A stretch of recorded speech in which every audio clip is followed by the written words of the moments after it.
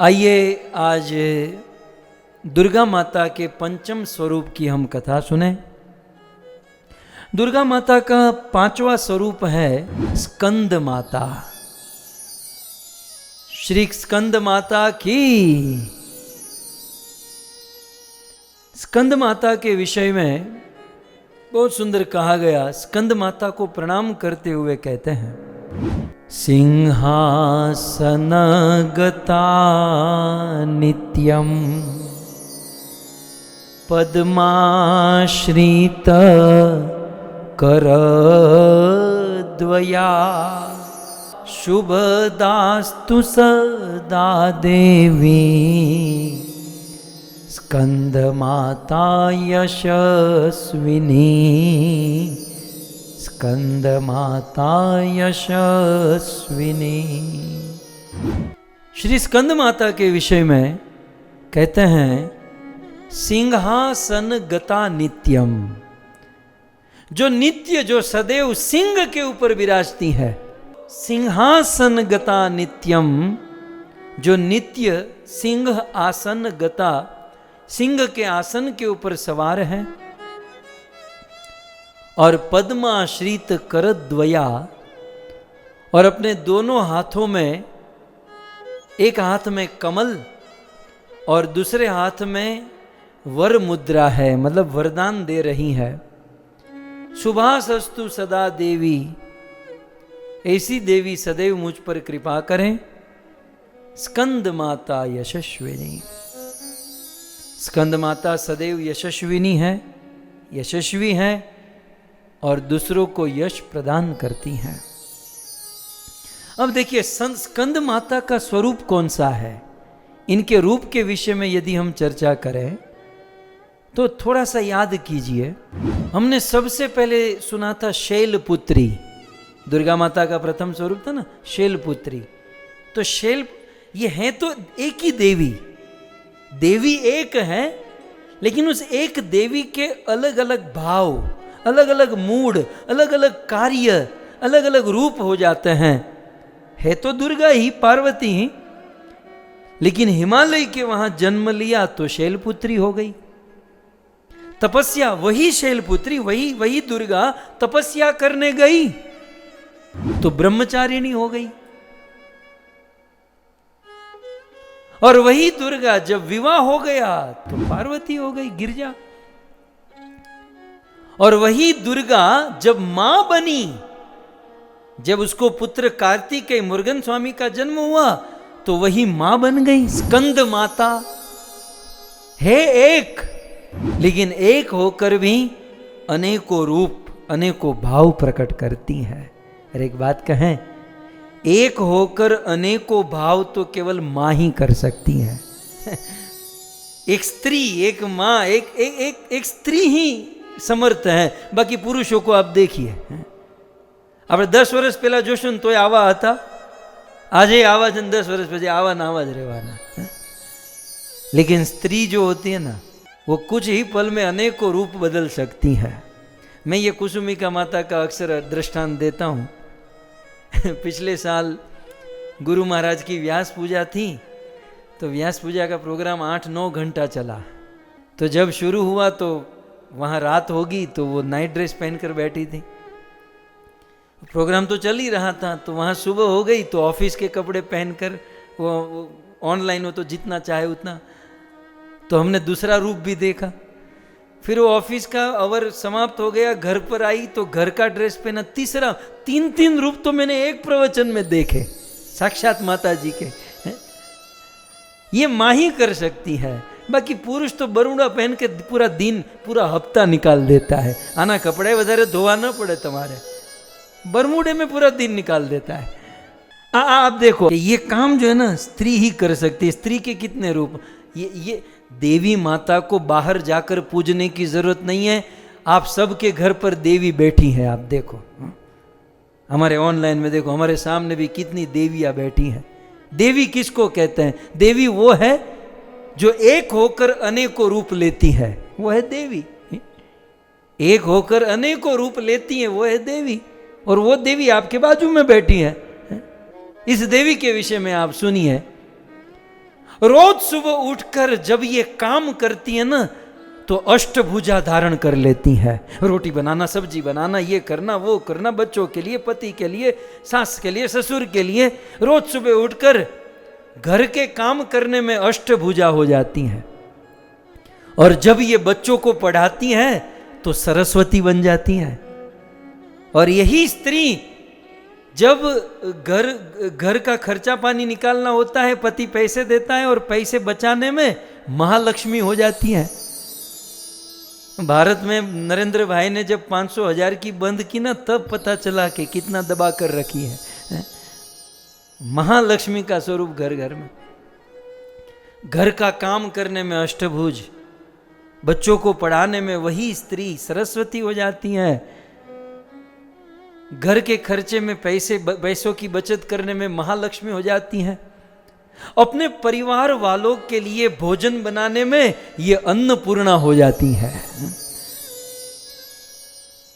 जब परिवार तकलीफ में हो और दृढ़ बनकर पार्वती की तरह खड़ी रह जाती हैं। ये तो अनुभव होता है ना हम सब का, कि आदमी जब सभी ओर से निराश हो जाता है, दुनिया के सभी लोगों से जब निराशा मिलती है, तब पत्नी अपने वचनों से, वाणी से साथ देती हैं और दृढ़ बना देती हैं। सो घर के काम करने में अष्टभुजा का रूप धारण करती हैं, बच्चों को पढ़ाने में सरस्वती हो जाती हैं, पैसे बचाने में महालक्ष्मी हो जाती हैं, भोजन पकाने में अन्नपूर्णा हो जाती हैं, परिवार को तकलीफ से बचाने में पार्वती बन जाती हैं। लेकिन पति सुबह स्नान करके वह गीला रुमाल बेड के ऊपर रख दे, तब ये दुर्गा का रूप धारण कर लेती है। ये पलंग पर गीला रुमाल किसने डाला है? दुर्गा बन जाती है। और पति को कहा कि ऑफिस से आ रहे हो तो थोड़े आलू, टमाटर, बैंगन लेकर आना, और बेचारा पति लेकर आता है, उसमें 2 आलू या बैंगन बिगड़े हुए निकले, तो ये काली का रूप धारण कर लेती हैं। एक स्त्री कितना रूप आप देखो तो सही। और यदि स्त्री कहे कि मुझे मेरे मैके जाना है और पति मैके जाने में मना कर दे, तो ये महिषासुर मर्दिनी हो जाती है। त्रिशूल हाथ में लेकर बस महिषासुर गया, अब ये महेश तो अब गया।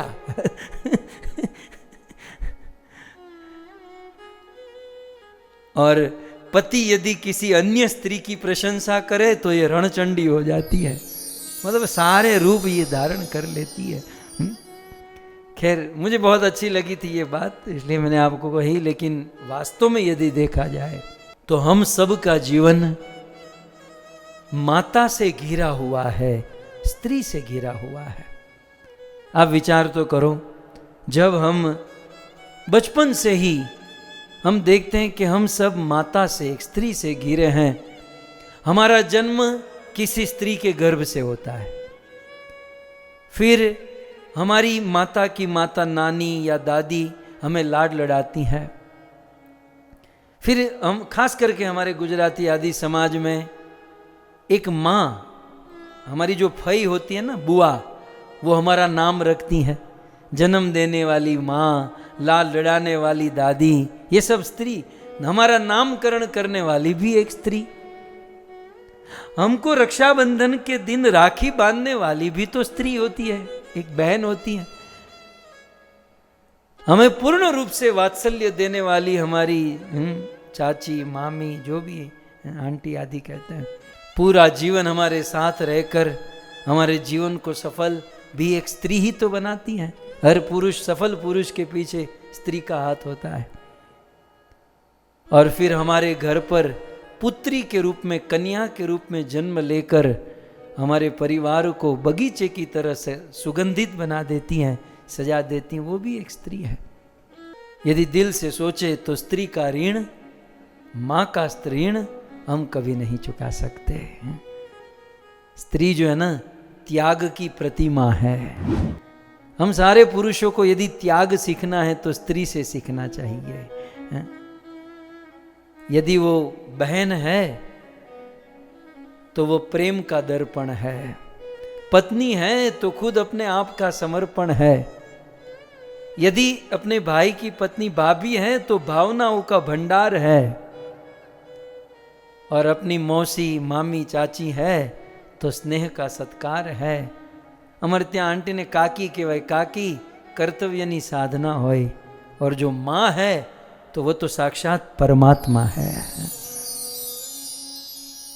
तो कुल मिलाकर देवी की चर्चा हो रही थी।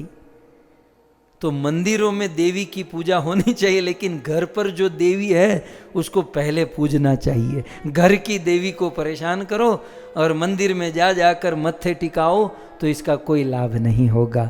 केवल इस बात को लेकर मैंने ये चर्चा आप सबके बीच में रखी। आइए स्कंद माता की ओर हम आगे बढ़ें। स्कंद माता पार्वती का, दुर्गा माता का ये वो स्वरूप है जब वो मां बनती है, और खास करके कार्तिकेय की मां, कार्तिक स्वामी की मां, जिसको स्कंद माता कहते हैं। नवरात्रि के 5वें दिन स्कंद माता की उपासना होती है। स्कंद माता प्रसन्न हो जाए तो परम सुख देती है और मुक्ति के दरवाजे को खोल देती है। स्कंद माता का स्वरूप क्या है, आप स्वरूप देख सकते हैं। स्कंद माता की 4 भुजा है। चारों भुजा पर आप गौर कीजिए। दाईं तरफ की ऊपर वाली भुजा में अपने पुत्र स्कंद को गोद में बिठाकर पकड़कर बैठी है। दाईं तरफ नीचे वाली भुजा में कमल का पुष्प लेकर बैठी है। बाईं तरफ ऊपर वाली भुजा में वरमुद्रा है और नीचे वाली भुजा में भी कमल का पुष्प है। 2 भुजा में कमल पुष्प, एक भुजा से वरदान और एक भुजा में अपने पुत्र को लेकर बैठी हैं। इनका वर्ण शुभ्र है और ये कमल आसन पर विराजमान होती हैं, और इसलिए इनको पद्मासना भी कहते हैं, पद्म आसन। इनका वाहन सिंह है। स्कंद माता प्रायः पर्वत पहाड़ों में रहकर संसारी जीवों में नव चेतन का निर्माण करती हैं। जैसे स्कंद माता कार्तिकेय को जन्म दिया, कार्तिकेय में प्राण भरे, नई चेतना भरी, वैसे संसार के जीवों में नव चेतना का निर्माण करती हैं। स्कंद माता सूर्य मंडल की अधिष्ठात्री देवी है, और इसलिए यदि कोई स्कंद माता की उपासना करता है तो वह अलौकिक तेज से एक अद्वितीय कांति वाला बन जाता है। यह देवी स्कंद माता विद्वानों और सेवकों को पैदा करने वाली शक्ति है। काम की चीज है भक्तों। बड़े बड़े विद्वान और सेवक में सेवा करने की भावना को भर देती है स्कंद माता। स्कंद का अर्थ क्या होता है? स्कंद माता है ना ये, तो स्कंद का अर्थ होता है ज्ञान शक्ति और क्रिया शक्ति। ध्यान से सुनिएगा। स्कंद माने ज्ञान शक्ति और क्रिया शक्ति। भक्तों, हमारे अंदर कितना भी ज्ञान क्यों न हो, जब तक वो ज्ञान क्रिया में नहीं आता तब तक वो ज्ञान व्यर्थ है। इसलिए भगवत गीता में कृष्ण ने कहा कि अर्जुन, मैं तुम्हें ज्ञान तो दूंगा, लेकिन ज्ञान कोई बड़ी चीज नहीं है, विज्ञान बड़ी चीज है। ज्ञानम तेहम सविज्ञानम वक्ष्यामि अशेषत यत ज्ञात्वा नेह भूयन्तो। अर्जुन, विज्ञान सबसे बड़ी चीज है। विज्ञान का अर्थ होता है, ज्ञान माने इंफॉर्मेशन, ज्ञान माने जस्ट मतलब ज्ञान, नॉलेज। लेकिन वो नॉलेज जब तक हमारी क्रिया में न आए, हमारी जीवनी में न आए, तब तक तो इसका कोई लाभ नहीं है। कुछ लोग ज्ञानी तो बहुत होते हैं, लेकिन वो ज्ञान का इस्तेमाल बहुत कम करते हैं। कितना भी ज्यादा ज्ञान हो लेकिन वो क्रिया में न हो तो कोई लाभ नहीं। और किसी आदमी में ज्ञान कम है, पढ़े लिखे कम है, लेकिन क्रिया में वो ज्यादा है, तो बहुत आगे निकल जाते हैं। एक बार एक टीचर ने कहा, ध्यान से सुनिए, अक्कल बड़ी के भैंस छोड़ो। एक बार एक टीचर ने कहा कि आपको अक्कल चाहिए कि भैंस। समझो मैं टीचर हूं, आप स्टूडेंट हो, मैं आपको पूछूं अक्ल चाहिए कि भैंस, तो 100% लोगों ने कहा अक्ल चाहिए। सब ने कहा अक्ल ही चाहिए ना, अक्ल चाहिए। एक लास्ट बेंच पर बैठा था, उसने कहा मुझे भैंस चाहिए। और टीचर ने क्रोध करके कहा कि भाई ये सब अक्ल मांग रहे, तू भैंस क्यों मांग रहा है? उस लड़के ने इतना ही कहा, जिसके पास जो नहीं होता है वो मांगता है। दीवाबत्ती थी कहीं, बोले जिसके पास जो नहीं होता है मांगता है। ये सब बच्चों के पास अक्ल नहीं थी इसलिए उसने अक्ल मांगी, मेरे पास अक्ल थी इसलिए मैंने भैंस मांगी। भक्तों इसे कहते हैं ज्ञान को क्रिया में लाना। बहुत बहुत ज्ञान के थोथे भर कर बैठे हैं, पोथी पढ़कर बैठे हैं, लेकिन वो क्रियात्मक न हो तो उसका लाभ नहीं है ना। अच्छा, स्कंद माता क्या है? ज्ञान शक्ति और क्रिया शक्ति का मिलित स्वरूप है स्कंद माता। स्कंद माता हमारी ज्ञान शक्ति को क्रियात्मक बनाने का एक स्वरूप है। यदि हम और आप स्कंद माता की उपासना करें, स्कंद माता का आशीर्वाद मिले, तो ज्ञान शक्ति और क्रिया शक्ति हमें प्राप्त हो सकती है। और इसका ज्वलंत प्रमाण मेरे तो दिल को खुश कर देता है। इसका ज्वलंत प्रमाण कालिदास, हमारे मध्यकालीन युग में एक घटना घट गई भक्तों, और वो घटना ऐसी थी कि एक बहुत बड़ी रानी थी, राजकुमारी, एक राजा की बेटी जिसका नाम था विद्योत्तमा। क्या नाम था? विद्योत्तमा। अच्छा, इसका नाम विद्योत्तमा क्यों हुआ? क्योंकि ये विद्या में बहुत उत्तम थी। सारी डिग्री, सारा संस्कृत, व्याकरण, छंद, अलंकार, लघु सिद्धांत, सारी कौमुदी, सब कुछ जानती थी। तो विद्या में उत्तम होने के कारण इसका नाम ही रख दिया विद्योत्तमा, विद्या में उत्तमा। अब जब ये 16 साल की हुई और इनके विवाह की जब चर्चा इनके पिताजी करने लगे, तो विद्योत्तमा ने कहा, आजकल की लड़कियां होती ना, मैं डॉक्टर हूं तो मुझे तो डॉक्टर चाहिए है? तो विद्योत्तमा ने कहा कि मैं ज्ञानी हूं तो मैं किसी ज्ञानी से ही शादी करूंगी। और मुझे कैसे पता चलेगा बंदा ज्ञानी है? बोले मेरे से शास्त्रार्थ करना होगा, और जब शास्त्रार्थ करूंगी और शास्त्रार्थ में जो मुझे हरा दे और जो मेरे से जीत जाए वो मेरे से शादी करेगा, मैं उनसे शादी करूंगी। तब विद्योत्तमा राजकुमारी के पिता ने अनाउंसमेंट किया और कई हजारों लोगों को बुलाया कि भाई आइए और मेरी बेटी से शास्त्रार्थ कीजिए, कोई तो दूल्हा मिलेगा।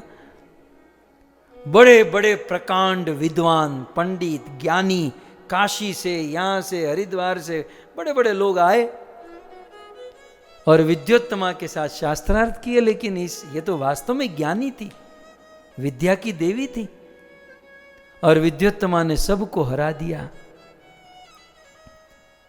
ये सारे विद्वान हार कर वापस लौटे, लेकिन ईगो हर्ट होता है ना, सभी ज्ञानियों का ईगो, अहम को ठेस पहुंची। बोली ऐसी कैसी राजकुमारी, हम सबको फेल कर दिया। बोले अब एक काम करते हैं, इसकी शादी किसी मूर्ख से ही होनी चाहिए, कोई जो सबसे बड़ा मूर्ख हो उसी के साथ इसकी शादी होनी चाहिए। तो सारे विद्वान, अब चाणक्य नीति है ना कि दुश्मन का दुश्मन दोस्त, ये सब विद्योत्तमा के दुश्मन ज्ञानी सब दुश्मन बन गए और सब ज्ञानी दोस्त बन गए। बोले अब ऐसा प्लान करते हैं कि किसी मूर्ख आदमी का विवाह उसके साथ करा देते हैं। हम ज्ञानियों को तो ठुकरा दिया, तो खोजो मूर्ख कहां मिलेगा। सारे ज्ञानी मूर्ख को खोजने निकले। खोजते खोजते एक स्थान पर पहुंचे और उस स्थान पर एक आदमी पेड़ की डाली को काट रहा था। और ये उसी पेड़ की डाली को काट रहा था जिस पर खुद बैठा था, जिस पर खुद बैठा था उसी को काट रहा था। सारे विद्वान समझ गए कि इससे बड़ा मूर्ख हमको कहीं नहीं मिलेगा। सारे गए उनके पास, भाई साहब हम आपको खोज रहे थे, हमारा काम करोगे? बोले जरूर करेंगे। नीचे उतरा, आप कौन? बोले मेरा नाम है कालिदास। ठीक, एक काम करोगे? बोले क्या? बोले विद्योत्तमा जो राजकुमारी है ना, उसके साथ तुम्हारी शादी करनी है। मूर्ख बोला कि हमसे तो कोई मूर्ख भी शादी करने को तैयार नहीं, राजकुमारी कैसे? बोले तुम्हें कुछ नहीं बोलना है, वो तुम्हारे साथ शास्त्रार्थ करेगी। तुमको बोल देना है कि मैं शास्त्रार्थ करता हूं लेकिन मौन होकर करता हूं, मेरा मौन चल रहा है, और फिर तुम्हें जो मन में आए उसके साथ कर देना। अब मूर्ख तो मूर्ख ही होता है। बोले ठीक है, चलो चलता है। अब विद्योत्तमा और कालिदास, ये मूर्ख था, एकदम मूर्ख था, और दोनों का शास्त्र दूर दोनों को बिठाया गया, लेकिन अनाउंसमेंट किया कि वो उसका मौन चल रहा है, जो भी है इशारे में शास्त्रार्थ करना है। तब दूर से विद्योत्तमा ने, अब बोलना तो था नहीं, इशारा करना था, तो विद्योत्तमा जो ज्ञानी थी उसने कालिदास को जो मूर्ख था उसको इशारा किया, ऐसे ऐसे इशारा किया। अब ये बेचारा मूर्ख क्या जाने क्या होता है, उसने एक उंगली दिखाई तो इसने दो दो उंगली दिखाई, ऐसे ऐसे। तो जो विद्योत्तमा थी वो तो दंग रह गई, यार ये बंदा ज्ञानी तो है। पिताजी पिताजी ये तो बहुत बड़ा ज्ञानी है। पिताजी ने कहा कैसे ज्ञानी है? बोले मैंने उसको एक उंगली दिखाई और एक उंगली दिखाकर कहा कि ब्रह्म एक है, ब्रह्म एक है, तो वो दो उंगली दिखाकर कहता है कि नहीं, ब्रह्म और जीव दो है। ज्ञानी है, पंडित है पिताजी ये तो। पिताजी ने कहा और एक परीक्षा लेकर देख। तब विद्योत्तमा बोलना तो था नहीं, उसको तो इशारा ही करना था, तो उसने ऐसे ऐसे ऐसे 5 उंगली दिखाई, मतलब 5। तो वो तो मूर्ख था कालिदास, उसको लगा कि ये 5 मतलब मुझे थप्पड़ मारना चाहती है, मुझे थप्पड़, पहले उंगली दिखा रही थी, मैंने 2 उंगली दिखाई, अब मुझे वो थप्पड़ मारना चाहती है, तो इसने मुट्ठी करके ऐसे किया। वो ऐसे कर रही है, वो ऐसे कर रहा है। तो विद्योत्तमा अपने पिताजी को, पिताजी ये तो बहुत बड़ा ज्ञानी है। पिताजी ने कहा क्या हुआ? बोले मैंने उसको 5 उंगली दिखाई, मतलब 5 महाभूत का ये शरीर है, पृथ्वी, जल, अग्नि, वायु और आकाश। शास्त्रार्थ हो रहा था मौन होकर, तो बोले मैंने उसको ऐसे 5, वो तो उसको तो कुछ समझ में नहीं आ रहा था, लेकिन ये बेचारी ज्ञानी थी, मैंने 5 महाभूत का शरीर दिखाया, पृथ्वी, जल, अग्नि, वायु, आकाश, तो उसने मुझे ऐसे किया, मतलब ये 5 को कंट्रोल करने वाला एक है, मुट्ठी कंट्रोल करने वाला, और वो है आत्मा। मतलब आत्मा 5 महाभूत को कंट्रोल करता है। बात भी सही है। विद्योत्तमा फिदा हो गई, क्या ज्ञानी मिला है, बिना कुछ बोले इतने बड़े ज्ञान की बात कर रहा है। वो तो मारने के लिए ऐसे किया था लेकिन ये समझिए कि ज्ञानी है। तब विद्योत्तमा ने कहा ठीक है, मैं इसके साथ शादी करूंगी। और अन्य जितने भी ब्राह्मण थे ना, सब खुश हो गए, बोले यही हम चाहते थे कि अपने आप को बड़ी ज्ञानी मानते हैं ना, किसी मूर्ख के साथ शादी करा दी। अब क्या हुआ, ये तो बेचारी ब्रह्म है कि मुझे जो पति मिला है बहुत बड़ा ज्ञानी मिला है, और मोटा उपाड़े लगन किया। मोटा उपाड़ा होता है ना, मोटा उपाड़ा लिया, बहुत बड़ा लगन किया, शादी किया।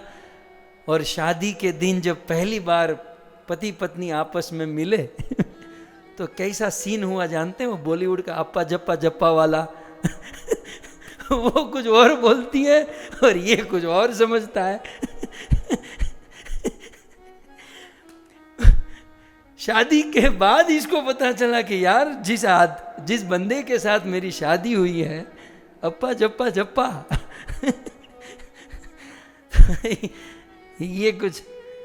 ये तो इतनी हैरान हो गई, बोले इसको तो क ख ग घ भी नहीं आता, इसको कोई व्याकरण का सूत्र नहीं आता, और मैंने किससे शादी कर ली, मेरे तो कर्म फूटे हुए हैं। तब उस राजकुमारी ने कहा कालिदास को कि देख, मैं तो विद्वान के साथ शादी करना चाहती हूं, तो मूर्ख है, निकल जा इस घर से, जब तक तुम ज्ञानी नहीं होंगे तब तक मुझे अपना चेहरा मत दिखाना। और मुझे कालिदास की ये बात बहुत पसंद है। इतिहास में लिखा है कालिदास मूर्ख थे, लज्जाहीन नहीं थे। कलेजा था उसका, भले वो मूर्ख थे। मूर्ख होना कोई गलत नहीं है भक्तों, लेकिन लज्जाहीन होना यह बहुत बड़ा दोष है। पत्नी ने जब ऐसा कहा उसके दिल में लग गया और तुरंत कालिदास वहां से निकल गए। बोले मेरा नाम मेरी माँ ने रखा है कालिदास, मैं काली माता के पास जाऊंगा और उनकी उपासना करूंगा। तब कालिदास स्कंद माता के पास आए, जिसकी हम लोग चर्चा कर रहे हैं। कालिदास जी दुर्गा देवी के, काली माता के इस स्वरूप की उपासना किए भक्तों। और ऐसी उपासना, ऐसा वर्णन है, बद्रीनाथ में गए और फिर उनको स्कंद माता का दर्शन हुआ। और फिर तो क्या चमत्कार, स्कंद माता तो आप जानती हैं, तो विद्या की देवी, जैसे मैंने आपको कहा ज्ञान शक्ति और क्रिया शक्ति का मिलित स्वरूप है स्कंद माता। और स्कंद माता उन पर प्रसन्न हुई, प्रकट हुई, और उनकी दिव्य दृष्टि से ही कालिदास के हृदय में ज्ञान को भर दिया। कालिदास परम ज्ञानी हो गए। उनके ज्ञान की क्या चर्चा करें। और जब स्कंद माता का दर्शन करके घर पर वापस लौटे, पहले के जमाने में बेल नहीं होता था, नॉक किया और कालिदास ने बाहर से बोला कपाटम उद्घाटय सुंदरी। संस्कृत, पहले तो हिंदी भी ठीक से नहीं आती थी, और कालिदास ने बाहर से कहा कपाटम उद्घाट्य सुंदरी, हे सुंदरी दरवाजा खोलो। तब अंदर से सुंदरी, क्योंकि सुंदरी तो विद्वान थी, तो संस्कृत के अलावा कुछ चलता ही नहीं था। बोले अस्ति क्वचित वाग विशेष, लगता है कोई विद्वान आया है मेरे द्वार पर। जब दरवाजा खोला तो कालिदास खड़ा था। कालिदास जिसके विषय में वर्णन है, उन्होंने ऐसे ऐसे ग्रंथ लिखे, रघुवंशम आप कभी पढ़िएगा। रामायण लिखी ना गोस्वामी तुलसीदास जी ने, बहुत सारी रामायण। कालिदास ने रामायण लिखी है, अद्भुत रामायण। मैं आज पढ़ रहा था, क्योंकि मैं जिसका स्मरण होता है ना, फिर मैं वो लाइन पे ही चला जाता हूँ। फिर मुझे वहाँ से यू टर्न लेने का मूड ही नहीं बनता। रघुवंशम, आज मैंने कालिदास जी का स्मरण किया तो रघुवंशम पढ़ा। मैंने सोचा कुछ बोलूँगा, लेकिन फिर रामायण शुरू हो जाएगी। मैंने वो प्रसंग पढ़ा, कालिदास जी ने वर्णन किया कि जब राम जी ने सीता जी को वनवास दे दिया और सीता जी वन में गई, गर्भवती थी, बड़ी विषम परिस्थिति थी, लेकिन एक पल के लिए भी राम जी में दोष नहीं देखा। सीता जी ने अपने मन में यही सोचा, कोई बात नहीं, मेरे दोनों बालकों को मैं जन्म दूंगी और जन्म देकर मैं तपस्या करूंगी। आज नहीं तो कल राम मेरा स्वीकार करेंगे, और इस जीवन में स्वीकार नहीं किए तो अगले जन्म में तपस्या करूंगी। उस जन्म में भी स्वीकार नहीं किए, जन्म जन्मांतर तक तपस्या करूंगी, लेकिन पत्नी बनूंगी तो राम की। बहुत सुंदर रघुवंशम। उन्होंने कुमार संभवत ग्रंथ लिखा, और शाकुंतलम इनका ग्रंथ है, शाकुंतलम, मेघदूतम। बहुत सुंदर प्रेम प्रेमिका का जो होता है ना, आदान प्रदान। ऐसा कहते हैं, ये उन दिनों की बात है, विक्रमादित्य हमारे वहां हुआ करते थे। महाराज विक्रमादित्य के दरबार के 9 रत्न में से एक रत्न बन गए कालिदास, और इनको उपाधि मिल गई महाकवि कालिदास। काली की उपासना करके, माने स्कंद माता की उपासना करके। कालिदास के परिचय में मैं कब से आया, मैं कब से इन पर फैन बन गया कालिदास का। गुरुदेव के मुख से जिस दिन हमने सुना, राधा गोविंद गोस्वामी महाराज के श्री चैतन्य महाप्रभु कालिदास और चंडीदास के पद को सुनते थे। जब उनको कृष्ण का विरह होता था तो चैतन्य महाप्रभु जिनकी रचना को सुनते थे, वो कालिदास कितना महान बन गया होगा। वो कालिदास स्कंद माता का उपासक था। मैं अक्सर एक पद तो गा ही लेता हूं कालिदास जी का। कत चतुरानन मरी मरी जामुत, कत चतुरानन मरी मरी जामुत, न तू आदि अवसाना, माधव कत तोर कर बड़ाई। हे जी माधव कत तोर कर बड़ाई। कत चतुरानन मरी मरी जाऊं, न तू आदि अवसाना, माधव कत तोर करऊं बड़ाई। कालिदास जी लिखते हैं कि इस संसार में कत चतुरानन, कितने चतुर लोग आए, कितने कितने बुद्धिमान लोग आए। कत चतुरानन, और अपनी सारी बुद्धि चलाई। यहां पर 1000 भुजा वाला कार्तिकेय, कार्तवीर अर्जुन और 10-10 मस्तक वाला रावण भी इस दुनिया में आया, लेकिन मरी मरी जाऊं, लेकिन सब लोग एक ना एक दिन मर गए। कत चतुरानन, बहुत बड़े चतुर चतुर लोग आए, लेकिन मरी मरी जाऊं, लेकिन वो एक ना एक दिन मर गए। लेकिन हे माधव, न तो आदि अवसाना, हे कृष्ण, न तो आपका कोई आदि है न आपका अवसान है। माधव कत तोर करूं बड़ाई, मैं आपकी कितनी बड़ाई करूं कृष्ण, मैं आपकी कितनी प्रशंसा करूं, आपका कितना बखान करूं। बड़े बड़े लोग आए और चले गए, लेकिन आप तो वैसे के वैसे ही यहाँ पर हो। कालिदास में हम थोड़ा के गांठो मारो है हजू। और एक दो चीज बता दूं, कालिदास जी ने बहुत सुंदर अपनी एक रचना में लिखा है। वे लिखते हैं, बहुत सुंदर समझने वाली बात है। पृथ्व्याम, ये कालिदास जी की रचना है। ये मैं कालिदास जी का जिक्र क्यों कर रहा हूं? स्कंद माता की कृपा से ये कालिदास बने हैं भक्तों। इनका जो अस्तित्व, इनकी विद्वत्ता श्री स्कंद माता की कृपा से हुई है। उनकी रचना में एक श्लोक देखिए, वे कहते हैं, पृथ्व्याम त्रीणि रत्नानि, इस पृथ्वी पर 3 ही रत्न है। पृथ्व्याम 3 रत्नानि, इस पृथ्वी पर 3 रत्न है। धनराज प्रभु, आपके पंचरत्न वाले रत्न की बात नहीं हो रही है, वो भी यहां पर आएगा। पृथ्व्याम त्रीणि रत्नानि, इस पृथ्वी पर, धरती पर 3 रत्न है। पहला रत्न है जलम, जल, पानी एक रत्न है। अब विचार करो, यदि पानी न हो तो ये पंचरत्न वाले हीरे को खाकर तो कोई जी नहीं सकते ना। डायमंड, मोतियों को तो कोई खाकर जीवन नहीं बिता सकते। जल ही जीवन है, हमारे वहां कहा गया। तो पृथ्व्याम त्रीणि रत्नानि, पृथ्वी पर 3 रत्न है। पहला है जल, जलम। दूसरा है अन्नम, भोजन। जल एक रत्न है, अन्न एक रत्न है, और तीसरा है सुभाषितम, साधुओं के मुख से निकले हुए वचन। ये रत्न समझिए आप। दुनिया के जो रत्न हैं, हीरे मोती जवेरात, ये आपको चिंता से मुक्त नहीं करेंगे, ये आपको सुख नहीं दे पाएंगे।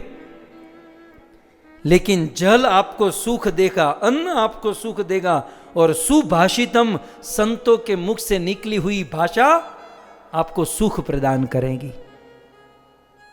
इसलिए जो इस 3 चीज को रत्न मानता है वो तो बुद्धिमान है, परंतु मूढ़े, जो मूर्ख है, पाषाण खंडेशु रत्न संज्ञा विधीयते, जो मूर्ख हैं वही पत्थर को रत्न मानते हैं, वही हीरे मोती जवेरात को रत्न मानते हैं।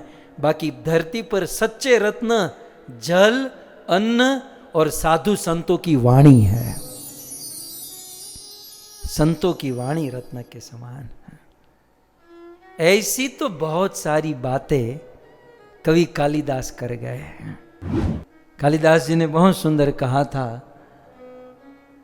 कि सज्जन पुरुष ऐसे होते हैं जो दूसरों की उम्मीदों को ठीक उसी तरह से बिना कुछ कहे ही पूरा कर देते हैं, जैसे सूर्य बिना बुलाए हमारे घर पर प्रकाश देता है ना। सूर्य को निमंत्रण देना पड़ता है। आप लोग रोज इनविटेशन भेजते हैं कि भाई परम पूज्य भगवान भास्कर महाराज सुबह 7:30 बजे मैं सोया हुआ होऊंगा, लेकिन आप अवश्य आ जाइएगा ताकि हमको प्रकाश मिले, हमारे कपड़े सूख जाए, हम लोग काम धंधा पर जा सकें और फिर शाम को आप चले जाना। हम लोग कभी ऐसा नहीं कहते, लेकिन बिना सूर्य को बुलाए वो अपना प्रकाश पूरी दुनिया को देता है। वैसे सज्जन आदमी को कहना नहीं पड़ता, वो बिना कहे ही दूसरों के ऊपर उपकार कर देता है। सूर्य जब उदित होता है, ये सब कालिदास जी की रचना श्लोकों में है। वो कहते हैं कि सूर्य जब सुबह उदित होता है तब उसमें लालिमा होती है, सूर्य जब शाम को अस्त होता है तब उसमें लालिमा होती है। उदित होते समय भी सूर्य में लालिमा, अस्त होते समय भी सूर्य में लालिमा। आप विचार तो करो, हमारे वहां कहते हैं ना इसका सूर्य उदय हुआ, या फिर हम कहते हैं ये डूब गया, इसका सूर्य डूब गया, है ना। डूबना माने नेगेटिव हुआ ना, माइनस में हुआ, उगना माने पॉजिटिव हुआ। लेकिन पॉजिटिव या नेगेटिव दोनों स्थिति में सूर्य में लालिमा होती है। इसलिए इस दुनिया में सबसे बड़ा धैर्यवान सूर्य को माना गया है, और जो सूर्य की तरह सुख और दुख में सम होता है, जो उदय और अस्त अवस्था में सम होता है, वही सबसे बड़ा धैर्य होता है। उन्होंने कहा था कालिदास जी ने कि किसी भी कर्म को करने के बाद यदि आप सेटिस्फाइड हो, संतुष्ट हो, और उस कर्म का परिणाम आपको अच्छा मिलता है, तो उस कर्म को करने का परिश्रम आपको एहसास नहीं होता। थकान उसी कार्य में लगती है जहां रिजल्ट नहीं मिलता। थकान उसी कार्य में लगती है जहां पर संतुष्टि नहीं मिलती। बाकी जहां संतुष्टि होती है, जहां रिजल्ट होता है, वहां थकावट नहीं महसूस होती। कालिदास, ये वो कालिदास के वचन है जिस डाली पर बैठे थे उसी को काट रहे थे, लेकिन स्कंद माता की कृपा और आशीर्वाद से इन्होंने बहुत बड़ी उपलब्धि प्राप्त कर ली। तो स्कंद माता के इस चरित्र को हम सब श्रवण कर रहे हैं। ओके, तो ये हो गया स्कंद माता की लीला, स्कंद माता का रूप और स्कंद माता का बाहरिक स्वरूप। स्कंद माता का तात्विक रूप क्या है? स्कंद माता का तात्विक रूप है निष्ठा और अर्चन। स्कंद माता सर्वभूतेषु निष्ठार्चन रूपेण संस्थिता। स्कंद माता सर्वभूतेषु निष्ठार्चन माने निष्ठा अर्चन रूपेण संस्थिता। नमस्तस्ये नमस्तस्ये नमस्तस्ये नमो नमः। स्कंद माता का तात्विक स्वरूप है निष्ठा और अर्चन। स्कंद माता की निष्ठा अद्भुत है भक्तों।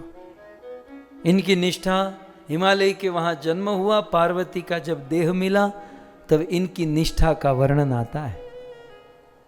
जब ये शिव जी को प्राप्त करने के लिए तपस्या करने गई और घोर तपस्या इन्होंने की, साक्षात सप्तर्षि आए इनकी परीक्षा लेने के लिए और कहा कि बेटा तुम छोटी हो, तुम वापस लौट जाओ। हम लोग साल में एक बार पांडव एकादशी के दिन निर्जला करें, दोपहर तक निर्जला होती है और उस समय हमारे गुरु आकर हमको कहे कि बेटा अब ये सब करने की जरूरत नहीं, खा पी लो। हम 2 मिनट राह देखेंगे, सीधा खा पी लेंगे, क्योंकि निष्ठा नहीं है ना हमको। स्कंद माता की निष्ठा दिल को छू जाती है भक्तों। अब इनकी निष्ठा देखो। सप्तर्षियों ने कहा कि ये सब तपस्या करने की जरूरत नहीं, बेटा तुम तो इतनी सुंदर हो, तुम्हें तो कोई भी राजकुमार, कोई भी सुंदर पुरुष मिल जाएगा। तब स्कंद माता ने कहा, जन्म कोटि लगी रगर हमारी, जन्म कोटि लगी रगर हमारी, बरऊ शंभु नत रहमु कुवारी। बरऊं शंभु नत रहूं कुवारी, तजऊं नारद कर उपदेशु, तजऊं नारद कर उपदेशु, आप कहीं सतबार महेशु, आपू कहीं सतबार महेशु। अद्भुत अद्भुत। कभी नहीं मरने वाले 7 ऋषि सप्तर्षि पार्वती के सामने आकर खड़े हैं कि तुम्हें ये सब तपस्या करने की जरूरत नहीं है, तुम्हें तो कोई भी पति मिल जाएगा, तुम्हारी शादी तो किसी के भी साथ हो जाएगी। तब इस छोटी सी कन्या ने क्या कहा, इसकी निष्ठा आप देखो, ये स्कंद माता निष्ठा का स्वरूप है। क्या कहा, जन्म कोटि लगी रगर हमारी, मैं करोड़ों करोड़ों जन्म तक कुंवारी मर जाऊंगी, मैं करोड़ों जन्म तक कुंवारी रह जाऊंगी, लेकिन बरऊं शंभु वरूंगी, विवाह करूंगी तो शिव जी के साथ, न तो रहूं कुंवारी, नहीं तो कुंवारी रहूंगी। और एक बात कान खोलकर सुन लो, पहली लाइन तो ठीक है, मुझे तो दूसरी लाइन गदगद कर देती है। बोले आप लोगों ने तो मुझे कह दिया, ठीक है मैं शिव जी के लिए तप कर रही हूं ना, साक्षात शिव भी यहां पर आ जाए और साक्षात शिव आकर मुझे मना करे कि नहीं पार्वती ये तप मत करो, तो दूसरी लाइन के अंत में क्या कहते हैं, 7 बार 100 बार शिव जी मुझे 100 बार कहेंगे कि तुम ये छोड़ दो, मैं कभी नहीं छोड़ूंगी। क्यों? क्योंकि तज उन नारद कर उपदेशु, क्योंकि नारद मेरे गुरु है और मेरे गुरु ने मुझे उपदेश दिया है, मैं मेरे इष्ट को त्याग सकती हूं, मेरे गुरु को नहीं त्याग सकती। कितना बड़ा स्टेटमेंट इस देवी ने दे दिया। तजो उन नारद कर उपदेशु, नारद ने जो मुझे उपदेश दिया है उसे मैं कभी नहीं त्यागूंगी। नारद जी ने जो मेरे गुरु ने मुझे जो इंस्ट्रक्शन दी है उसे मैं कभी नहीं त्यागूंगी। आप कहीं 7 बार फिर 100 बार भी मुझे शिव जी क्यों न मनाए। सप्तर्षि तुम तो क्या हो तुम तो चने ममरे, तुम तो निकल ही जाओ, साक्षात शिव भी मुझे 100 बार मनाएंगे ना, मैं मेरे गुरु के वचन को कभी नहीं ठुकराऊंगी। ये है निष्ठा। स्कंद माता निष्ठा का स्वरूप है। नवरात्रि में दुर्गा पूजा और 5वें दिन स्कंद माता की पूजा, इसका अर्थ है जीवन में निष्ठा लानी चाहिए। स्कंद माता के चरणों में निष्ठा की प्रार्थना करनी चाहिए कि हमारे जीवन में निष्ठा बढ़े। भक्तों, प्रेम प्राप्त करने के जो सीढ़ी है, उस सीढ़ी में 5वां सोपान है निष्ठा। और नवरात्रि के 5वें दिन पूजा होती है स्कंद माता। बहुत सुंदर मिलान होता है कि दोनों 5वें नंबर पर है। खास करके हम वैष्णवों को 5 वस्तु में निष्ठा होनी चाहिए। और कोई वस्तु में निष्ठा हो या न हो, 5 वस्तु में निष्ठा अवश्य होनी चाहिए। सबसे पहले है नाम निष्ठा। हम यदि अपने आप को वैष्णव मानते हैं और हमने ठान लिया है कि हमारा लक्ष्य भगवत प्राप्ति है, तो नाम निष्ठा, हरि नाम में निष्ठा। चाहे साधन हम सारे करेंगे, श्रवण कीर्तन स्मरण वंदन सब कुछ करेंगे, लेकिन हरि नाम की निष्ठा को कभी, जैसे पार्वती ने कहा था कि शिव जी 100 बार कहेंगे मैं नहीं मानूंगी, मेरे गुरु ने मुझे, हमारे आपके गुरु ने हमें हरि नाम दिया है, हरि नाम दीक्षा दी है, हमको मंत्र दिया है। चाहे कुछ भी हो जाए, मंत्र नहीं छूटना चाहिए, हरि नाम नहीं छूटना चाहिए। जब तक जीवा है, नाम निष्ठा होनी चाहिए। एक, और ये नाम निष्ठा कैसे आएगी? स्कंद माता की कृपा से, क्योंकि ये स्वयं निष्ठा की देवी है। ये सब मांगना चाहिए। हम वैष्णवों को दूसरी निष्ठा की आवश्यकता है, वो है गुरु निष्ठा। जैसे स्कंद माता पार्वती देवी की अपने गुरु में जो निष्ठा थी, गुरु निष्ठा। तीसरी है धाम निष्ठा, गोकुल मथुरा वृंदावन भगवान के धाम में निष्ठा होनी चाहिए। चौथी है अपने साधन के प्रति निष्ठा। हम जिस संप्रदाय में हैं, हम जिस परंपरा में हैं, हम जिनके शिष्य जो हमारे गुरु हैं, उन्होंने हमको जो साधन देकर रखा है उस साधन में निष्ठा। हो सकता है किसी अन्य संप्रदाय में कोई और साधन है, किसी अन्य संप्रदाय में कोई और, दूर से दिखने में अच्छे भी लगे, लेकिन हमारा गौरव होना चाहिए। हमें जो परंपरागत और गुरुदेव से साधन मिला है उसमें निष्ठा होनी चाहिए। और पांचवी है एकादशी व्रत में निष्ठा। 5 निष्ठा होगी तो रुचि, आसक्ति, भाव और प्रेम दूर नहीं है, प्रेम आप प्राप्त कर सकते हैं। और स्कंद माता की कृपा से ये निष्ठा जो है हमारी पुष्ट हो सकती है। तो ये है स्कंद माता की वास्तविक उपासना। स्कंद माता की वास्तविक सच्ची उपासना क्या है? डांडिया लेकर बस माँ तारो गरबो। अच्छा है, गरबा का भी व्याख्या हम करेंगे, लेकिन नाम निष्ठा, गुरु निष्ठा, धाम निष्ठा, साधन निष्ठा और एकादशी निष्ठा, यह है वास्तव में स्कंद माता की वास्तविक नवरात्रि, वास्तविक इसकी उपासना। और स्कंद माता का दूसरा स्वरूप है अर्चनम। या देवी सर्वभूतेषु निष्ठा अर्चन रूपेण संस्थिता। ये अर्चन को प्रतिपादित करती है। जैसे शिव जी की अर्चना की, नवदा भक्ति में 5वीं भक्ति है अर्चन भक्ति, और नवरात्रि का 5वां दिन है स्कंद माता, अर्चन का स्वरूप है। रूप गोस्वामी ने एक बहुत सुंदर ग्रंथ लिखा और ग्रंथ का नाम है पद्यावली। उसमें रूप गोस्वामी को पूछा गया कि कोई डिवोटी है, ध्यान से सुनिएगा, ये बहुत उपाधेय प्रसंग है। कोई डिवोटी है, डिवोटी माने हम लोग डिवोटी के संबंध गले में कंठी, भाल में तिलक, शिखा, धोती, कुर्ता। बोले डिवोटी कभी नरक में जाएगा? डिवोटी कभी नरक में जाता है? रूप गोस्वामी कहते हाँ जाता है। मारी ना क्या आप तो कह रही तो खोट नो धंधो ना, अब रोज रात ना उजागरा हमारा। बोले हाँ, जो बाहर से भक्त है लेकिन अंदर कुछ कमियां हैं तो वो नरक में जाएगा। अच्छा, तो कृपया करके आप बताइए कि डिवोटी के वेश में होकर भी नरक में जाएगा? कौन नरक में जाएगा? तब रूप गोस्वामी ने कह दिया।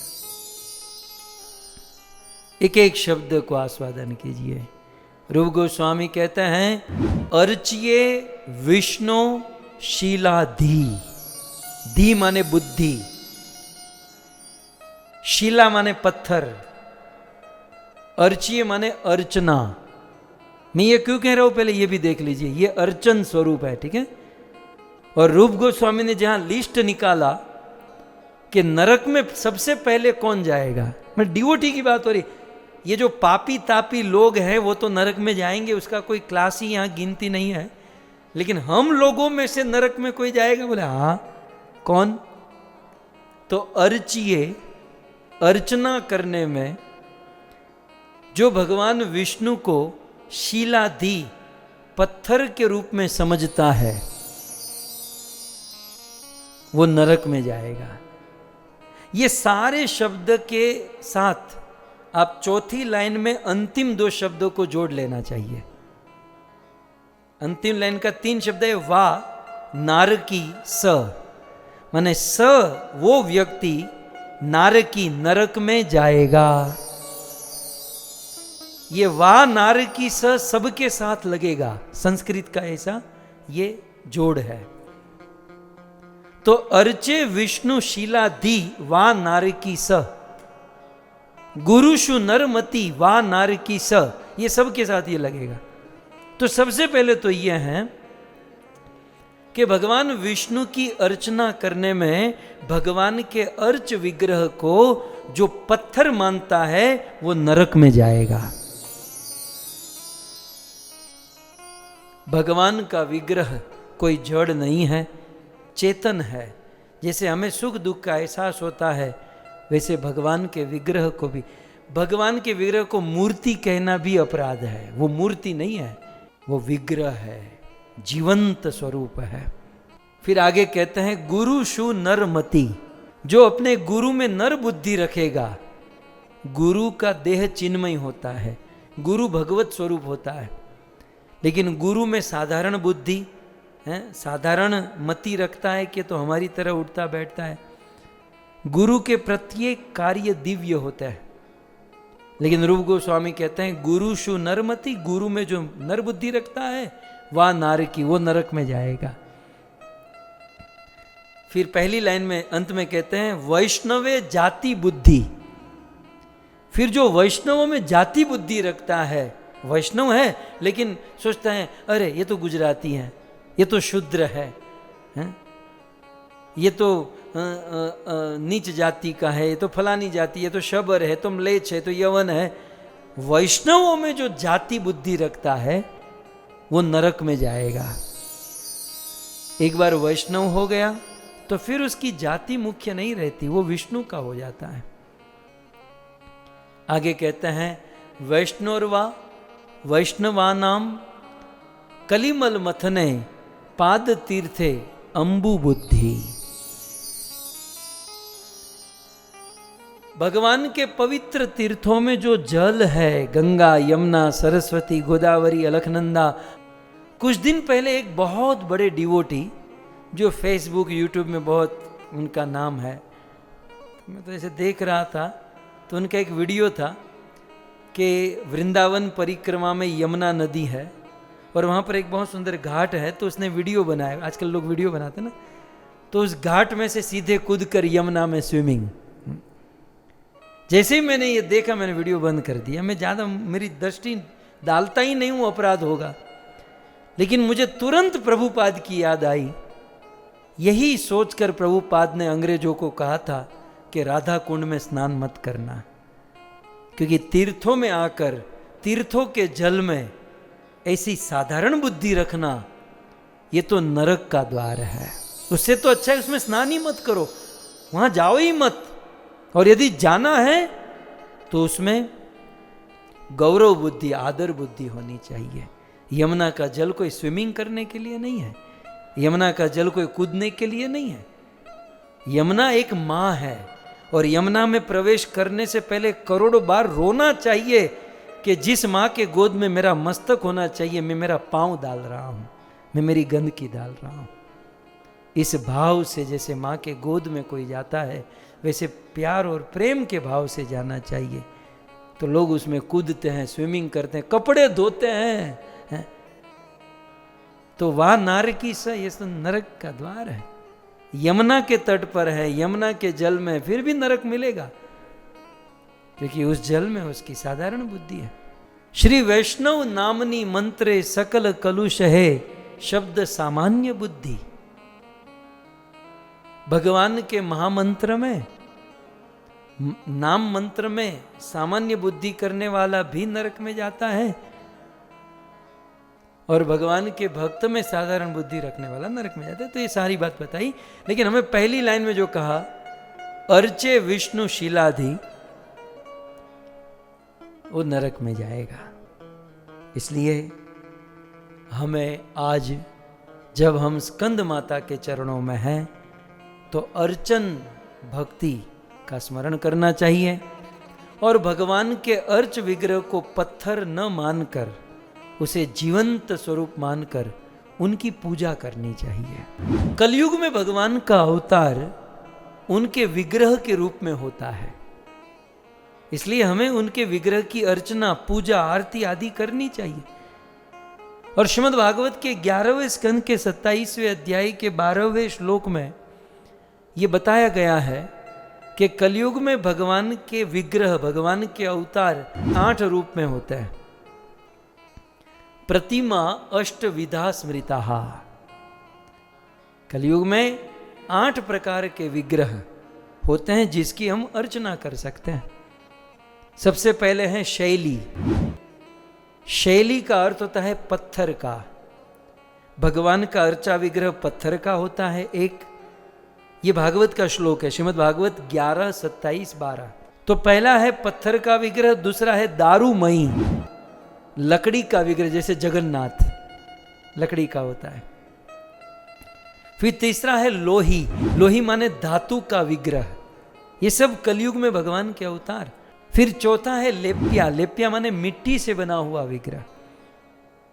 फिर पांचवा है लेख्या, लेख्या माने जैसे फोटो होता है ना, हम छवि ड्रॉ किया हुआ, हमारे घर पर मंदिरों में फोटो रखते हैं, चित्रपट, तो वो भी एक विग्रह कंसिडर होता है।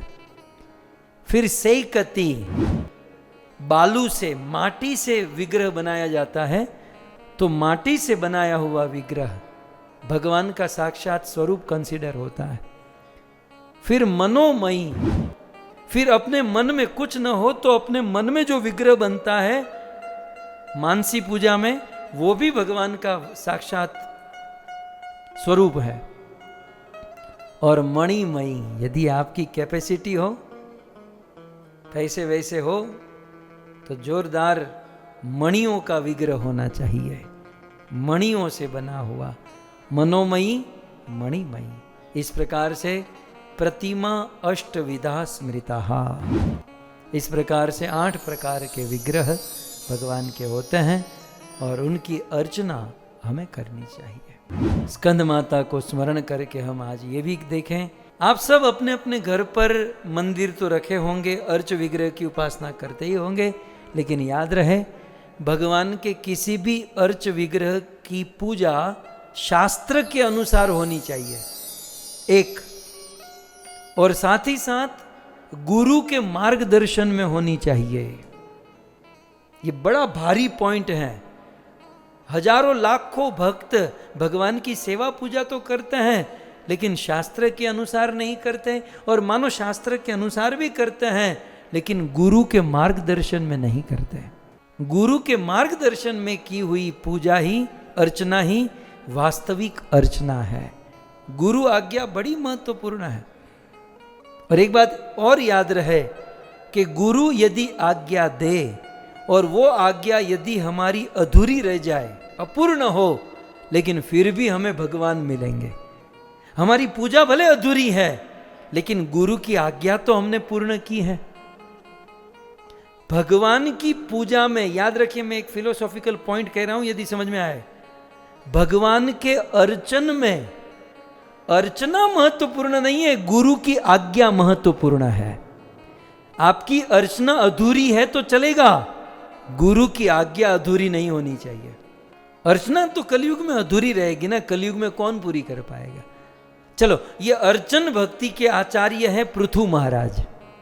हमने कल परसों ही सुना था ना, पृथु महाराज भगवान की अर्चना करने बैठे, क्या अर्चना उसकी पूरी हुई? नहीं हुई, लेकिन गुरु की आज्ञा उन्होंने मानी, ब्रह्मा जी की आज्ञा उन्होंने स्वीकार करी। अर्चना पूरी नहीं हुई, लेकिन गुरु की आज्ञा स्वीकार की, भगवान प्रसन्न हो गए, भगवान उनके सामने प्रकट हो गए। कुल मिलाकर हम ठाकुर जी की सेवा करें, लड्डू गोपाल की आदि जो भी सेवा करते हैं, गुरु की आज्ञा में। गुरु नहीं है तो सदगुरु को खोजें, किसी ना किसी को गुरु बनाकर उनसे ये सब सर्टिफाइड करें और ये आज्ञा ले लें। तो यहाँ आप स्कंद माता से निष्ठा और अर्चन, भगवान के ठाकुर जी का अर्चन करना, ये सिद्धांत सीखना है, ये उनको प्रतिपादित करता है। और अर्चन करते समय आप कहोगे तो सीधी बात है, आरती दिया बत्ती घंटी घुमा देंगे बात खत्म, नहीं। अर्चन में 32 वस्तु होती हैं ध्यान देने लायक। जानना चाहोगे? ये सब प्रैक्टिकल बातें हैं। जब हम भगवान का अर्चन करते हैं तो अर्चन में 32 वस्तुओं का ध्यान रखना पड़ता है। सुरस्य धारा, ये भक्ति कोई साधारण चीज नहीं है। सबसे पहला ध्यान ये रखना है कि जब हम भगवान के मंदिर, भगवान के विग्रह के पास जाते हैं तो हो सके तो हमें चलकर जाना चाहिए। यदि मंदिर दूर है तो आप अपने कार में बैठकर जाओ, नजदीक है तो चल कर जाओ। और कार से जूते चप्पल आदि बिना पहने जाना चाहिए, और मंदिर में तो कभी भी जूते चप्पल लेकर नहीं जाना चाहिए। तो जितना हो सके उतना अपने ऐश्वर्य को छोड़कर मंदिर में जाना है, बिल्कुल दास भाव में, एकदम विनम्र भाव में, दीनहीन भाव में भगवान के पास जाना है। ये इसको कहते हैं अर्चन। दूसरा, अर्चन माने केवल अगरबत्ती दिया बत्ती घुमाना अर्चन नहीं है।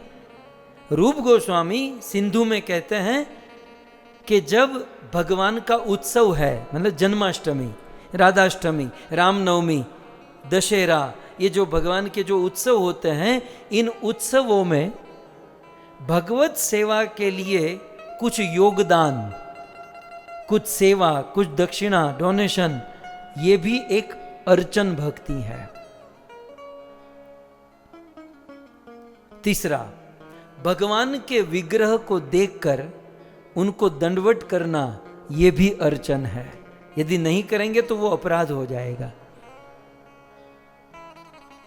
दूसरा, झूठे मुख से भगवान को प्रणाम नहीं, दर्शन नहीं करना चाहिए। जब भी हम भगवान का दर्शन करें तो मुंह जो है वो साफ होना चाहिए, नहीं तो वो अपराध माना जाएगा। सूतक पातक में भगवान का दर्शन नहीं करना चाहिए। भगवान को एक हाथ से प्रणाम नहीं करना चाहिए। एक हाथ से प्रणाम, ये भगवान के प्रति भयंकर अपराध होता है। तो वो क्रॉस वाले तो सब गए हैं कि कुछ लोग होते हैं ना ऐसे ऐसे एक हाथ से करते हैं। एक हाथ वाले तो बेचारे दो हाथ से प्रणाम होना चाहिए, एक हाथ। ओके, और एक चीज ध्यान रखनी चाहिए, अर्चन में भगवान के सामने खड़े खड़े परिक्रमा नहीं करनी चाहिए। कुछ लोग होते हैं ना कि भगवान के सामने जहाँ विग्रह होता है वहाँ ऐसे गोल गोल गोल परिक्रमा करते हैं, पता नहीं कहाँ से लेकर आए। भगवान की परिक्रमा अलग चीज है। यदि स्कोप हो, मंदिर के आजू बाजू में जगह हो, आपके घर के आजू बाजू में जगह हो, तो भगवान की परिक्रमा होनी चाहिए। लेकिन भगवान के सामने आप फेर फदुड़ी फरते हो, ऐसे गोल गोल गोल, कुछ लोग करते हैं ऐसा। ये अपराध है। किसका? अर्चन, माने सीधे भगवान के अर्च विग्रह का ये अपराध है। भगवान के सामने पांव फैलाकर बैठना, मतलब अर्च विग्रह के सामने पांव फैलाकर बैठना अपराध है। भगवान अर्च विग्रह के सामने पांव के ऊपर पांव चढ़ाकर बैठना अपराध है।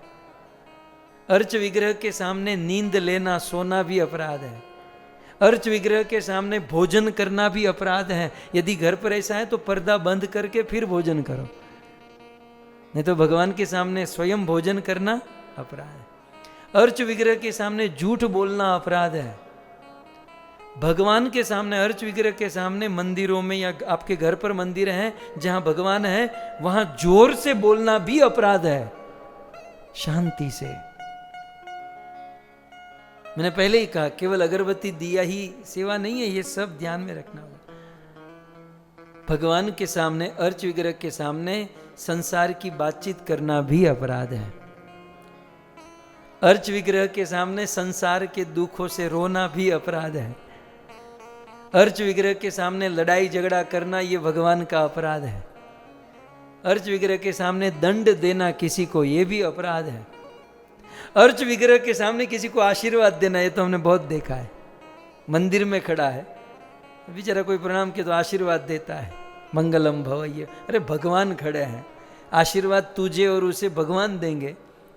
कहीं अकेले में हो आप ऐसी जगह पर, बात अलग है, लेकिन भगवान खड़े हैं और दूसरों को आशीर्वाद देना यह अपराध है। अर्च विग्रह के सामने कठोर वचन बोलना अपराध है।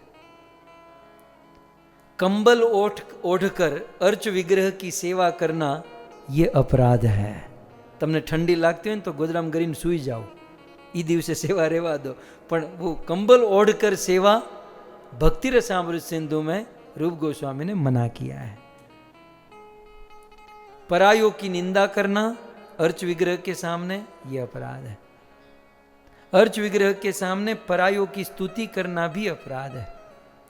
अर्च विग्रह के सामने हंसी मजाक करना ये 23वां अपराध है। अर्च विग्रह के सामने जम्हाई लेना, बगासू जमा ही लेना अपराध है। अर्च विग्रह को नीरस भोग लगाना भी अपराध है। ये नीरस जो है ना, वो આમ તમારે આમ મીઠા વગરની ખીચડી, कुछ लोग શાકભાજી ને એવું બધું આમ સ્પ્રાઉટ જ ખાતા હોય, એ તમારે ખાવાની જરૂર, ભગવાનને સ્પ્રાઉટ ન ખવડાવતા, એનો તો ઘી वालो साकर वालो शीरो खवड़ाओ। भगवान को तो शरीर हमारा बढ़ रहा है, भगवान का थोड़ी बढ़ रहा है। प्रॉब्लम हम लोगों के शरीर में, भगवान के शरीर में नहीं। तो भगवान को नीरस भोजन नहीं, जितने रस वाले भोजन भगवान को, ऋतु के फल साग आदि भगवान को अर्पण करना चाहिए। किसी भी पदार्थ को अर्च विग्रह को अर्पण किए बिना खाना, ये भी अर्च विग्रह का अपराध है। और अर्च विग्रह के पीछे बैठना भी अपराध है। ये तो मैं ये भी कहूंगा, अर्च विग्रह या कभी प्रवचन कथा हो रही हो तो कथा करने वाले के पीछे जाकर बैठना, ये अपराध। सामने बैठना चाहिए, पीछे क्या है? तो भगवान के पीछे, ये सब अपराध है। अपने गुरु को मौन रखकर स्वयं ही बोलते रहना, ये भी एक अर्चन का अपराध है। बिचारा गुरुનો વારો આવવા દેવો જોઈએ, बिचारा तुम्हारी सामने કંઈક બોલવા માટે આવ્યા। और अर्च विग्रह के सामने अन्य देवी देवताओं की निंदा करना, ये भगवान का अर्चन भक्ति में अपराध है। सो कुल मिलाकर नवरात्रि के 5वें दिन स्कंद माता देवी की उपासना होती है। और स्कंद माता का तात्विक स्वरूप निष्ठा और अर्चन है। तो हमने निष्ठा और अर्चन के विषय में सुना।